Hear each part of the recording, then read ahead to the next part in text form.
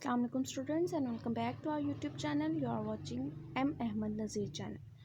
जी students, आज का हमारा 9th क्लास बायोलॉजी का चैप्टर नंबर 4 का जो टॉपिक है, फर्स्ट टॉपिक जो है वो है वाटर बैलेंस प्रॉब्लम।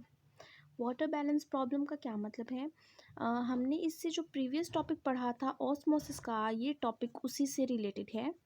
ऑस्मोसिस में हमने बात की थी कि जो वाटर है वो हमेशा मूव करेगा towards high concentration of solute. बेटा आपने याद रखना है कि जो सोल्यूट है ये शुगर भी हो सकता है और सॉल्ट भी हो सकते हैं। तो वाटर जब हमेशा शुगर या सॉल्ट की तरफ मूव करेगा तो हमारे पास जो है कुछ प्रॉब्लम्स क्रिएट हो सकती हैं। वो प्रॉब्लम्स क्या हैं? उसी से रिलेटेड होंगी। मींस ऑस्मोसिस की जो हमने टर्म्स पढ़ी थी ना, आइसोटोनिक तो बहरहाल कोई प्रॉब्लम नहीं है, लेकिन हाइपरटोनिक और जो हाइपोटोनिक कंडीशन है, ये तीनों जो हैं यानी कि हाइपर और हाइपोटोनिक कंडीशन जो है ये प्रॉब्लम्स क्रिएट कर सकती हैं मेजर जो है एनिमल सेल्स के अंदर। ठीक है, तो हम देखते हैं कि क्या क्या प्रॉब्लम्स क्रिएट हो सकती हैं। सेल श्रिंक होता है, सेल बर्स्ट होता है, ये कुछ कंडीशन अभी हम पढ़ते हैं। जी स्टूडेंट्स, तो हम तीनों कंडीशंस को भी स्टडी करेंगे कि हाइपरटोनिक कंडीशन क्या है, हाइपोटोनिक कंडीशन क्या है और आइसोटोनिक कंडीशन क्या है। मैं रिकॉल कर दूं कि हमने ये जो तीनों कंडीशंस पढ़नी है ये रिलेटिवली कंसंट्रेशन के हवाले से पढ़नी है कि अगर हम किसी भी सॉल्यूशन के अंदर किसी सेल की कंसंट्रेशन की बात कर रहे हैं तो वो अंदर बाहर कौन सी कंडीशन हाइपरटोनिक है या हाइपर टॉनिक है वो डिस्कस की जाती है। तो पहले हम डिस्कस करेंगे प्लांट सेल को, सॉरी एनिमल सेल को पहले देख लेते हैं हम। अब एनिमल सेल में आप देखें कि यहाँ पर मैं 3 बीकर शो कर रही हूँ। बीकर आप जानते हैं केमिस्ट्री में यूज़ होता है, लैब में, बायोलॉजी में भी यूज़ होता है। तो 3 बीकर हैं, ग्लास के ये स्ट्रक्चर है, ग्लास का शीशे का बना होता है। अब इसके अंदर 3 सेल्स जो है वो रख दिए, एक के अंदर सेल, दूसरे के अंदर सेल और तीसरे के अंदर सेल। ठीक है, अब जो तीनों सेल हमने रख दिए, अब ये तीनों जो है बीकर, इनके अंदर मौजूद है सॉल्यूशन मौजूद है। और सॉल्यूशन कौन सा मौजूद है? जाहिर सी बात है ये सॉल्ट का सॉल्यूशन मौजूद होगा। NaCl का सिंपल सॉल्यूशन भी बनाया जा सकता है। फर्स्ट कंडीशन में हम सॉल्यूशन की बात कर रहे हैं कि ये जो सॉल्यूशन है ये हाइपरटोनिक सॉल्यूशन है, ये सॉल्यूशन हाइपोटोनिक सॉल्यूशन है। ठीक है, और ये क्या है? आइसोटोनिक सॉल्यूशन है। यानी कि जो सॉल्यूशन है, इस सॉल्यूशन के अंदर की जो एनवायरनमेंट है वो हाइपरटोनिक है। किसकी निस्बत, किससे रिलेट करके हम बोल रहे हैं? सेल के अंदर के एनवायरनमेंट की निस्बत। यहाँ पर भी सेम कंडीशन, यहाँ पर भी सेम कंडीशन, यानी कि यही बोला जा रहा है कि जो सॉल्यूशन है वो हाइपोटोनिक है, ये जो सॉल्यूशन है ये आइसोटोनिक है, ये सॉल्यूशन है हाइपरटोनिक है। तो हाइपरटोनिक कंडीशन में क्या होगा? अगर सॉल्यूशन जो है वो हाइपरटोनिक है, it means high concentration of solute, तो क्या होगा? इस सेल के अंदर का जो पानी है, जो वाटर है, वो मूव करना शुरू कर देगा बाहर की तरफ। ठीक है, हमने ये पढ़ा हुआ है कि water always moves towards the high concentration of solute. तो सेल के अंदर का पानी मूव करेगा बाहर के सोल्यूट की तरफ हाइपरटोनिक कंडीशन में। तो सेल जो है वो क्या हो जाएगा? सेल हो जाएगा श्रिंक। श्रिंक होने का क्या मतलब है? सिकुड़ जाएगा कि अंदर का जो वाटर है वो क्योंकि मूव करके जा रहा है बाहर की तरफ, तो सेल हो जाएगा श्रिंक। ठीक है, नेक्स्ट हमारे पास कंडीशन है हाइपोटोनिक कंडीशन। हाइपोटोनिक कंडीशन में अगेन कि ये जो सॉल्यूशन है, इस सॉल्यूशन को हाइपोटोनिक कहा जा रहा है। हाइपो मीन्स लो है, तो सॉल्यूशन जो है, सॉल्यूशन के अंदर सॉल्ट की या सोल्यूट की या शुगर की जो कंसंट्रेशन है वो कम है। जब यहाँ पर सोल्यूट की कंसंट्रेशन कम है with relative to the internal cell environment, तो सेल के अंदर जो है वो सोल्यूट की कंसंट्रेशन ज़्यादा है। तो क्या होगा? ये जो बाहर का पानी है ये मूव करेगा सेल के अंदर की तरफ। क्योंकि सेल मेम्ब्रेन बहुत ज़्यादा रिजिड नहीं होती, तो ये जो वाटर की इनवर्ड मूवमेंट होती जाएगी हाई सॉल्ट या सोल्यूट कंसंट्रेशन की तरफ। तो एक टाइम आएगा कि जब ये जो सेल है ये बर्स्ट हो जाएगा। ठीक है, तीसरी कंडीशन है आइसोटोनिक कंडीशन। आइसोटोनिक कंडीशन में क्या है? कि जितना वाटर कंसंट्रेशन बाहर है सोल्यूट की उतनी ही अंदर है, यानी कि आइसोमीन्स होता ही है बेटा सेम।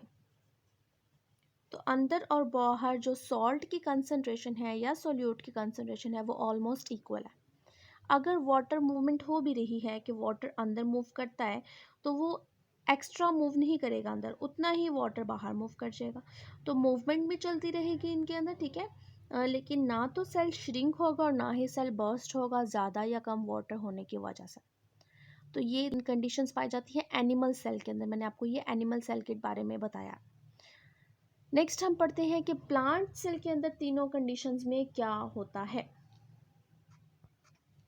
जी स्टूडेंट्स, तो नेक्स्ट हमारे पास जो कंडीशन है वो क्या है हमने देखना है प्लांट सेल्स के अंदर। तो प्लांट सेल्स के अंदर भी हम वही काम करेंगे, यानी कि सॉल्यूशन बनाएंगे हम सॉल्ट का या फिर शुगर का। तो सॉल्यूशन बनाया हमने, एक हमारे पास है हाइपरटोनिक कंडीशन, दूसरी हमारे पास है हाइपोटोनिक कंडीशन और third one is the isotonic condition. अब हाइपरटोनिक कंडीशन में क्या होगा कि जब वाटर ये हम बात कर लें, यहाँ पर ये है सेल, प्लांट सेल है। प्लांट सेल की प्रॉपर शेप जो है थोड़ी स्क्वायरिश शेप इसलिए बनाई जाती है क्योंकि इसके बाहर सेल वॉल मौजूद होती है जो कि प्रॉपर शेप प्रोवाइड करती है। और सेल वॉल जो है काफ़ी टफ स्ट्रक्चर है जो कि सेल को टर्जिडिटी प्रोवाइड करने में भी हेल्प करता है। बेसिकली टर्जिडिटी क्या फिनोमिना है वो हम अभी पढ़ते हैं एक दफ़ा फिर से।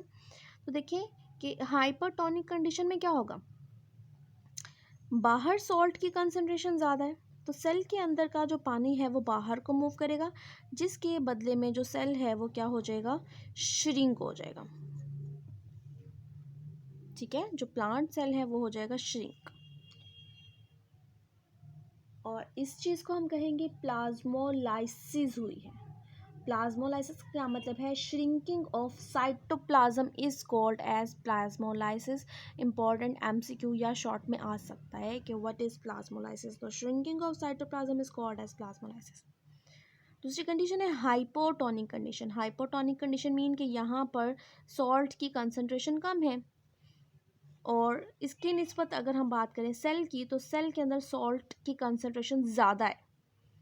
सॉल्ट कंसंट्रेशन ज़्यादा होने की वजह से क्या हो जाएगा कि इर्द गिर्द का जो वाटर है H2O ये मूव करना शुरू कर देगा अंदर की तरफ और बहुत ज़्यादा अंदर की तरफ मूवमेंट होना शुरू हो जाएगी। जब सेल के अंदर मूवमेंट होगी तो सॉल्ट की कंसंट्रेशन ज़्यादा होने की वजह से ये जो वाटर है ये सेल के अंदर से होता हुआ वैक्यूल के अंदर भर जाएगा बहुत ज़्यादा। फिर वैक्यूल की जो मेम्ब्रेन्स है वो वाटर को फौरी तौर पर अलाउ भी नहीं करती बाहर की तरफ, यानी कि बैक फ्लो वाटर का नहीं होने देती। तो क्या होता है कि जो वैक्यूल की वॉल्स हैं ये प्रेशर लगाएंगी सेल वॉल की तरफ, बाहर की तरफ। जाहिर सी बात है जितना ज़्यादा वाटर अंदर जो है वो फिल हो जाएगा और बाहर मूव भी नहीं कर पा रहा है वो, तो जो है बाहर की तरफ मूवमेंट एक होगी और उस मूवमेंट के नतीजे में एक बहुत ही सख्त जो है वो बाहर की तरफ एक प्रेशर क्रिएट होगा सेल वॉल की तरफ। इस प्रेशर को नाम दिया जाता है टर्गर प्रेशर। टर्गर प्रेशर, और इस फिनोमिना को हम नाम देंगे टर्जिडिटी। तो ये भी इम्पॉर्टेंट शॉर्ट है, ये आ जाता है। What is meant by plasmolysis, what do you know about the turgidity, what do mean by turgor pressure. तो टर्गर प्रेशर क्या है, इसकी डेफिनेशन है the outward pressure on the cell wall exerted by the internal wall is known as turgor pressure. ठीक है, तो आपने definition याद कर लेनी। लास्ट वाला जो आइसोटोनिक है इसमें क्या है, क्योंकि दोनों तरफ सॉल्ट या सोल्यूट की कंसंट्रेशन सेम है तो जितना वाटर इनवर्ड मूव करेगा उतना ही वाटर आउटवर्ड मूव कर लेगा। तो ना तो श्रिंकिंग होगी सेल की और ना ही प्लाज्मोलाइसिस और ना ही टर्जिडिटी वगैरह कुछ भी होगा। यहाँ पर मैं क्लियर कर दूँ, यहाँ पर हमने देखा कि सेल बर्स्ट नहीं हुआ, क्यों, क्योंकि सेल वॉल जो है वो बहुत ज़्यादा टफ एक लेयर है। तो टफ लेयर होने की वजह से जो है वो वाटर जितना मर्जी अंदर ऐड हो जाए वैक्यूल के अंदर वो बाहर की तरफ मूवमेंट नहीं करता है। ठीक है, मतलब सेल को बर्स्ट नहीं करेगा। तो इस वजह से जो है ये टर्जिडिटी होती है और ये टर्जिडिटी जो है ये बहुत ज़्यादा इम्पॉर्टेंट है प्लांट्स के अंदर, क्योंकि जो यंग स्टेम्स होती हैं उन स्टेम्स को इरेक्ट या फिर सीधा खड़ा रखने के लिए टर्जिडिटी का फिनोमिना ही जो है वो हेल्प आउट करता है प्लांट को विल्टिंग से बचाता है और सीधा खड़े रहने में, इरेक्ट रहने में हेल्प करता है। ठीक है, आज का हमने टॉपिक पढ़ा है वाटर बैलेंस प्रॉब्लम। इसमें मेजर जो चीज़ याद करने वाली है वो 2 पॉइंट्स हैं, टगर प्रेशर, टर्जिडिटी, प्लाज्मोलाइसिस। ठीक है, बहरहाल उसके अलावा आपको पता होना चाहिए कि हाइपरटोनिक कंडीशन हो, हाइपोटोनिक कंडीशन हो या फिर आइसोटोनिक कंडीशन हो, तीनों कंडीशंस में जो है वो, अगर प्लांट सेल है तो उसके अंदर क्या क्या रिस्पॉन्सेज होंगे और अगर एनिमल सेल है तो उनके अंदर क्या क्या होंगे। ठीक है, अल्लाह हाफिज़।